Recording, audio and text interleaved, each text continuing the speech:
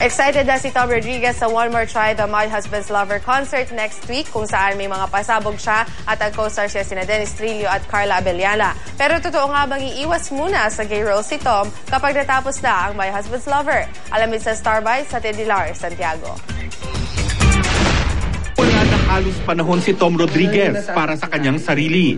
Bukod sa taping para sa My Husband's Lover, nagsushooting siya para sa Let's Give It a Chance kasama si Carla Abellana. Nagpo-promote din siya ng pelikulang Becky Kang at ng indie movie na Gaydar. Parehong gay-themed ang dalawang ipinupromote niyang pelikula, pero hindi raw bading si Tom sa mga ito.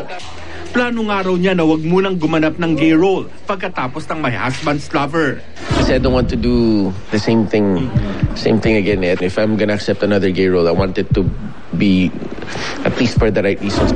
Excited si Tom dahil alam na raw nila ni Dennis Trillo at Carla Abellana ang gagawin nila sa Big Dome concert nila sa October 12 na One More Try, The My Husband's Lover concert. May ipapalabas kami doon na hindi pwedeng ipalabas sa TV. As in, hindi pwedeng palabas sa TV na matagal nyo nang hinihintay at matagal nyo nang ini-expect. Doon nyo lang makita. Samantala, tiniyak naman ni Tom at Dennis na tuloy-tuloy nang mapapanood ang mga bago at kapanapanabik na episode ng My Husband's Lover sa GMA Telebabad. Ngayong buong linggo, mapapanood nyo na yung mga episodes na inaabangan ninyo, yung mga eksenang matagal nyo nang hinihintay, mapapanood nyo na. Lars Santiago, GMA News.